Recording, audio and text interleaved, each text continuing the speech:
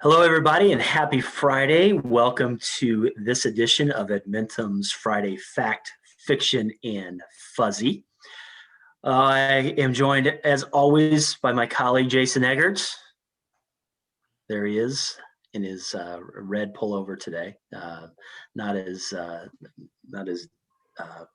crazy a pattern as he had last time, so we're kind of keeping it simple. Appreciate that, Jason. Thank you. We are thrilled today to have Simone Moseley. Simone comes to us from After School Matters. And if you're not familiar with After School Matters, it is our organization that serves 20,000 students in Chicago public schools. And as the name indicates, it's focused on that time away from the building. And this organization does so many fantastic things to plug kids into work environments, to help kids with their academics, to just connect to the community. And I really invite you to check out their Twitter handle at After School Matters without any E's, and or the website, and contact me and Simone. I'm sure we would be interested as well. If you're interested in anything around the organization, I can't say enough great things about what they do for teenagers in Chicago. So welcome, Simone, to Edmentum's Friday Fact, Fiction, and Fuzzy. Thank you for having me, Kevin, and thank you for all the kind words about After School Matters. It is a great organization, for sure. So Simone, you have been with ASM for just over 5 years after joining, after working with CPS in several capacities. I'm excited to hear your perspective on this, on Friday Fact, Fiction, and Fuzzy. But first question, we'll start off. What is a fact that you can share with us about this past year and even beyond? Well, I am, and I think will forever be, an educator. And one of the things I think is a fact is this year we've learned a lot about how people learn and how people engage, and just the differences with that. So I always use my nephew as an example. He wasn't doing so well in a traditional school setting, and he's excelling now that he's at home. Not necessarily the case for everyone, but it is, I feel like, a fact that that I've seen through and through. I've seen it with ASM, where there are teens who would never been able to participate before, some of them because it's not safe for them to travel to and from home to programs after school, or the opportunities they're interested in are so far away from where they go to school, where they live, that they haven't been able to attend. So I think one fact is that's been sort of a really great opportunity to overcome some of the geographic challenges and just the challenges that we have in our city with different learners and just demographic differences that will present challenges in the future, and that we should keep what we've learned during this time as we move forward. One of the things we continue to hear is looking at what is good, what do we really learned, and how can we bring that into the future to keep those great things. I think that those geographical barriers are something that we've seen broken down, and that's really great to hear that as well, for something that has been a positive during this time. I'll hand it over to my colleague. Simone, how about a fiction, something that maybe you thought was true, but maybe you've learned is not true this year? Well, this is about myself. I thought that I was more of an introvert than I actually am. I grew up as an only child, and so I know how to play by myself and how to entertain myself. And so like the first few months of the pandemic was just like, yes, this is great. Like I get to engage when I feel like engaging, and I get to unplug when I don't. But it turns out that is not true of me, and that I do thrive when and I feel much better when I'm interacting with people, even if it's a forced interaction.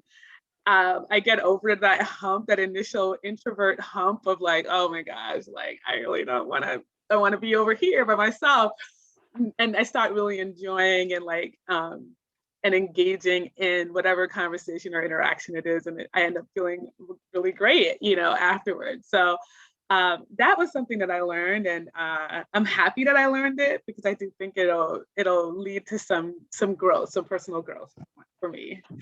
Yeah, Simone, that's really cool. There's been a lot of time for reflection over the last 15, 16 months. Yeah, absolutely. And I think a lot of people have learned things about themselves that they hadn't before. And even with me with the introversion, it's helped me to be a better leader, I think, like understanding myself better has helped me to become a better leader and a better instructional coach for the teachers who we work with, because they have to deal with teens who are learning about themselves, and how do you really, facilitate that type of space when you actually have a curriculum or like a set of objectives that you're trying to meet. So it's been cool learning about myself and giving other people the space to do the same. That's really cool, Simone. Last one, a fuzzy. So it could be something that made you proud or happy. Could also, though, be something that's a little bit cloudy still, something that, everybody's trying to still work through. So something that's still kind of fuzzy in that way. So I'll let you take it in whichever direction you want to go. Ooh, okay, fuzzy. I'm feeling warm and fuzzy about like just the promise of just people in general.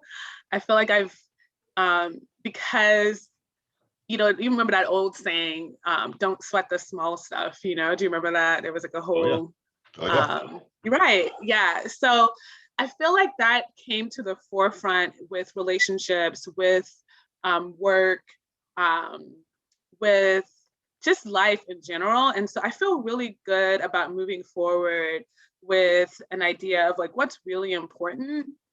At After School Matters, for example, we have like very specific rules about how teens get paid, and what do our programs look like.